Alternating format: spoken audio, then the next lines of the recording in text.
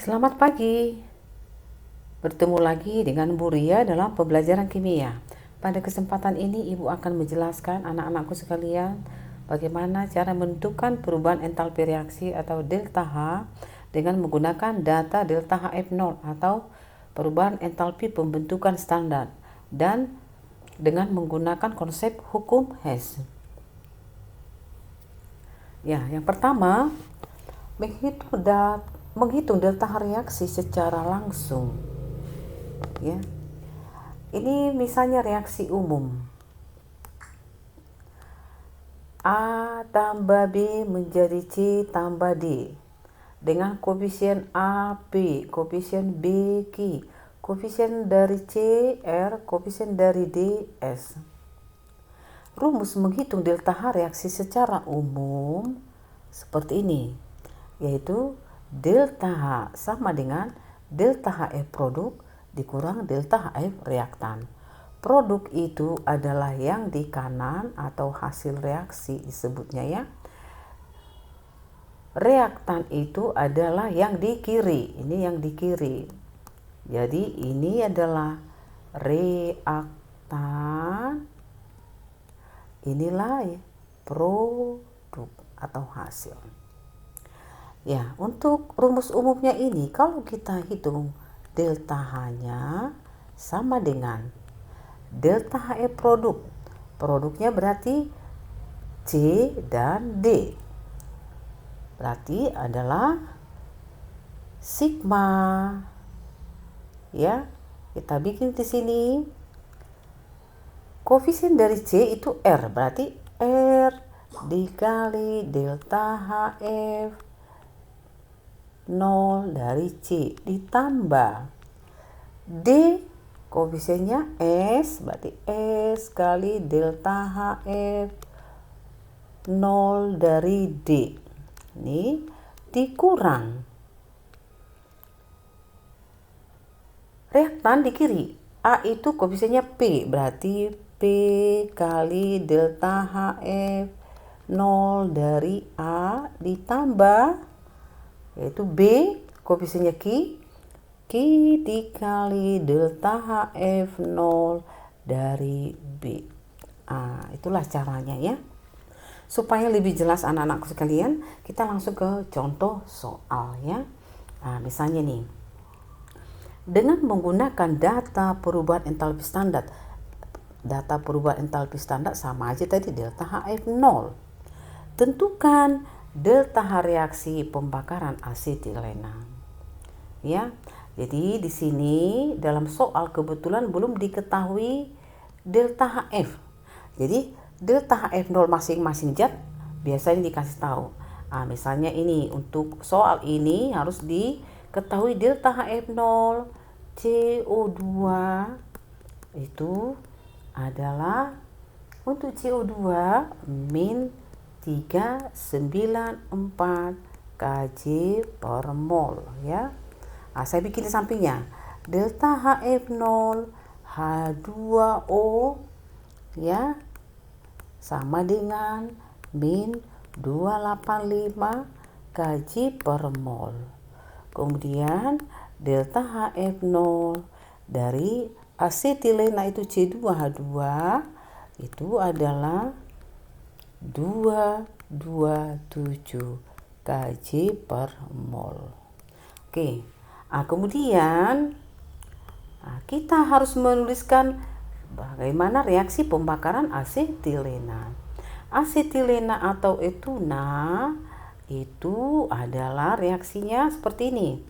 C2H2 ditambah O2. Artinya dibakar berarti reaksi dengan O2 akan dihasilkan CO2 dan H2O. Inilah reaksi pembakaran. Ditanya lah nanti berapa delta H-nya ya. Oke, sebelum kita lakukan perhitungan, kita setarakan dulu reaksinya. Ya, C di sini 2 ya. Sini C-nya 1, berarti kita kali 2. H di sini 2. H di sini 2 sudah sama. Kemudian O di sini kita lihat, O di sini 2 kali 2. Ya. Oh, di sini 1 kali 1. Kita jumlahkan 4 tambah 1, 5. Berarti di sini harus ada 5. 2 kali berapa supaya 5? Berarti ini kita jadikan 5/2. Oke, udah setara. Kita hitunglah delta H-nya tadi lewat rumus sigma delta HF0 produk. Ingat tadi produk itu di kanan dikurang sigma delta HF0 reaktan. Reaktan itu di kiri. Nah, kita masukkan sama dengan di kanan. Nih, 2CO2. Ini 2 ya, berarti 2 kali delta HF0 dari CO2. Ditambah di kanan masih ada apa? H2O ada 1. 1 kali delta HF0 H2O. Nah, kemudian dikurang di kiri. Di kiri ini ada 1 C2H2, berarti 1 kali delta HF0 C2H2 ditambah. Perlu kamu pahami. Delta HF0 untuk unsur bebas itu adalah 0 ya. Unsur bebas misalnya H2, O2 ya, N2. Jadi unsur bebas itu unsur yang tidak berikatan dengan atom lain. Atomnya sejenis. H sama H, O sama O, N sama N. Nanti ini semua delta HF0-nya ini dianggap 0. Oke, kita masukkan angkanya. Tadi CO2 itu nih min 394 ditambah 1 kali H2O min 286. Oke, dikurang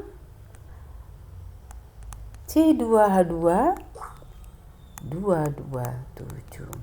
Kita hitung 2 kali min 394 adalah min 788 kurang 286 ya. Ini kurang 277. Oke, sehingga ini hasilnya tadi sudah hitung, moga-moga tidak salah ya. Min 1300 kg/mol. Itulah delta H-nya. Sehingga kalau kita lengkap di sini C2H2 tambah O2 menjadi 2CO2 tambah H2O. Delta H-nya adalah min 1300 kg/mol. Kalau persamaan ini dibaca adalah pada pembakaran 1 mol ya, C2H2 akan dibebaskan kalori sebanyak 1300 kJ per mol. Ingat, kata dibebaskan itu sudah menyatakan negatif. Oke, yang berikutnya adalah bagaimana menentukan delta H reaksi dengan hukum Hess ya. Pada hukum Hess bahwa kalau reaksi tidak bergantung pada jalannya reaksi, tetapi hanya ditentukan oleh keadaan awal dan keadaan akhir. Ya, tidak tergantung pada prosesnya. Biasanya perhitungan hukum Hess diperuntukkan untuk mengukur kalori suatu reaksi yang tidak dapat ditentukan dengan alat kalorimeter. Seperti ini. Penentuan entalpi pembentukan CO itu dengan alat kalorimeter tidak digunakan, sehingga digunakan dengan menggunakan hukum Hess. Sekarang kita lihat contoh soalnya ya. Hitunglah perubahan entalpi pembentukan asetilena. Reaksi sudah diketahui ya. Ini adalah reaksi pembentukan asetilena ya. Nanti ditanya berapa delta H-nya. Kalau dikatakan pembentukan itu, masih ingat ya? Kalau di pembentukan itu nanti senyawa di kanan. Senyawa di kanan. Kemudian unsur-unsur ada di kiri ya. Ini senyawanya di kanan, unsur-unsurnya pembentuknya di kiri. Itu reaksi pembentukan. Sekarang ini diketahui pembakaran CO2 berarti C tambah O2 dibebaskan kalori sekian. Pembakaran H2O atau pembentukan H2O sama ya ini ya. Saya ulangi, ini pembakaran C atau pembentukan CO2 sama aja. Ini pembakaran H2 atau pembentukan H2O sama itu. Sementara inilah pembakaran C2H2. Kalau tadi reaksi pembakaran itu berarti direaksikan dengan O2, hasilnya CO2 dan H2O. Caranya ya, kita jumlahkan reaksi yang tiga ini ya. Kita jumlahkan reaksi yang ketiga ini sehingga hasilnya ini. Hasilnya sama dengan ini. Nah, pertama kita lihat nih. C2H2 ini ada di sebelah kanan ya. Sementara ini ada di sebelah kiri. Nah, kita harus jadikan ini ke sebelah kanan. Kalau ini kita jadikan ke sebelah kanan, ini harus kita balik. Itu yang pertama. Ini di kiri, yang ditanya di kanan. Reaksi kamu balik.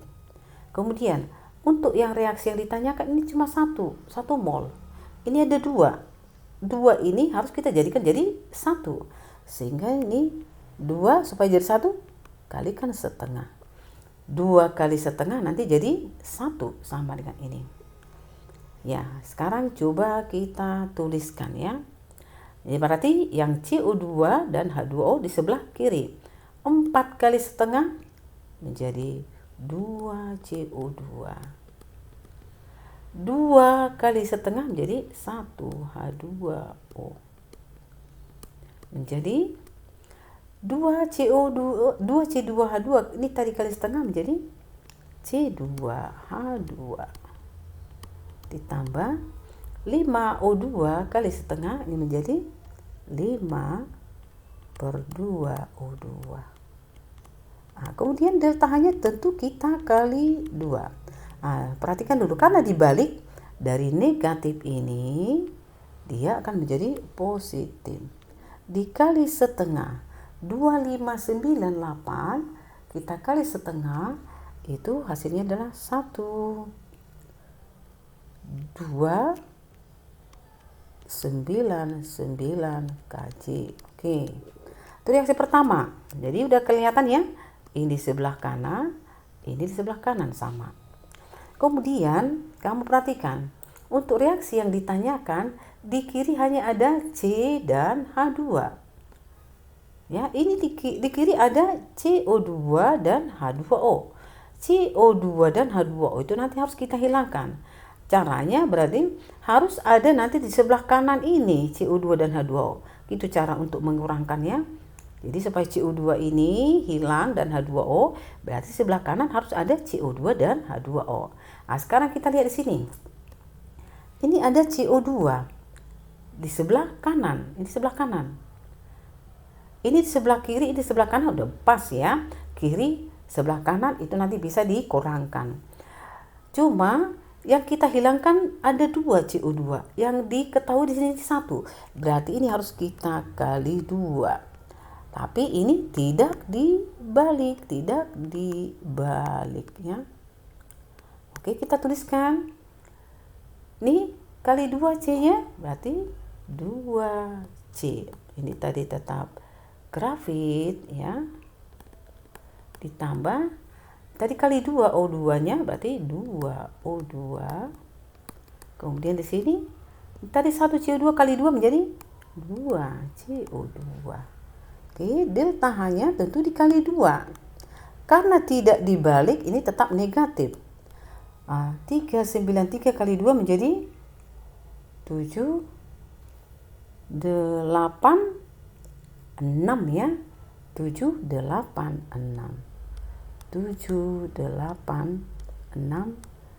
kilojoule. Oke.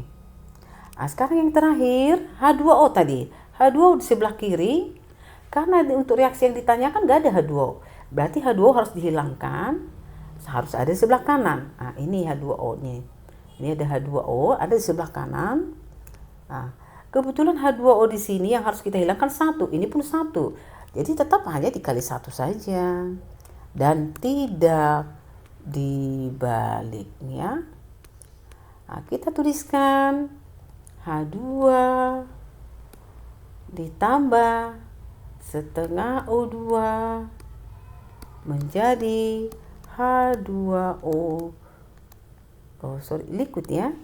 Delta H-nya sama dengan, karena tidak dibalik tetap negatif, 285 Kc. Oke, sekarang reaksinya kita jumlahkan.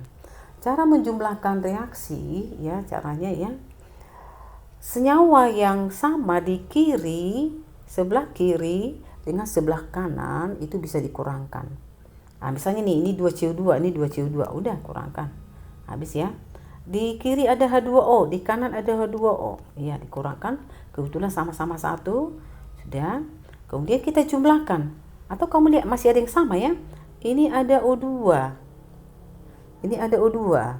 Kamu jumlahkan dulu nih. 2O2 ditambah setengah, 2,5 ya, atau 5/2. Ini juga 5/2 atau 2,5. Bisa kita kurangkan. Nah, gak ada lagi yang sama ya.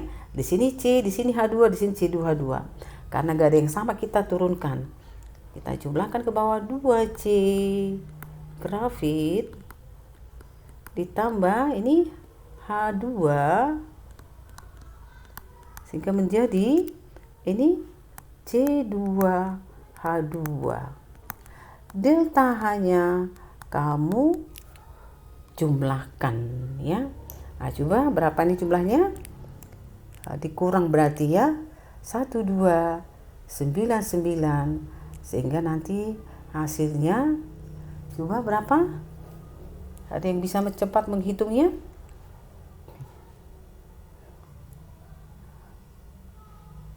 Ya, coba berapa itu?